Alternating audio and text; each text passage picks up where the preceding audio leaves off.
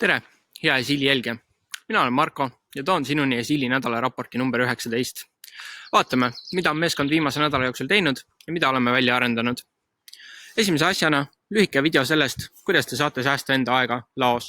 Ehk siis, kui te teete lao sissetulekuid ja teil on artikleid, mis asuvad teie laos alati samas kohas, siis selle asemel, et lao sissetulekut tehes seda asukohta sisse trükkida, saate te selle protsessi muuta automaatseks.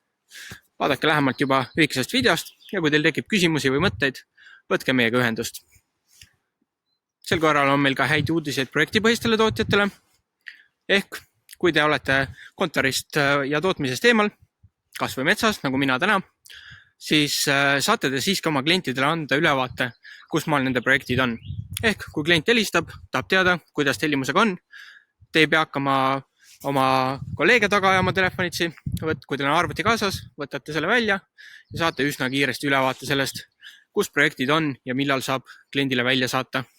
Selle kohta samuti lühike video, mis kirjeldab päris hästi asja olemust. Videote lainel ka jätkame. Sellest, kuidas valida tootmistarkvara enda ettevõttele, räägib meie tegevjuht Maido.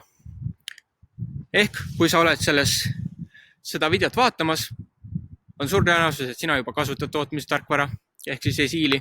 Kuid kui sa tead kedagi, kes tänasel päeval veel ei kasuta tootmistarkvara, kui ta on sellele mõelnud, siis see video on kindlasti oluline temaga jagada. Ja nädala raporti lõpetame hoopis artikliga. Maido kirjutab sellest, millised on need 5 olukorda, kus võib tekkida vajadus reaalajas tootmisülevaate järele. Aga selleks, et see ei oleks lihtsalt lugemine, saaksite kaasa mõelda, on seal artikli lõpus üks link. Vaadake ja klikkige sinna ja olge head, jagage meiega, et millistes olukordades on reaalajas tootmisülevaate omamine teie päeva päästnud. Meil oleks seda väga huvitav lugeda. Selline see raport sel korral sai. Andke meile märku, kui teil tekib küsimusi või mõtteid ja egas muud kui järgmise korrani.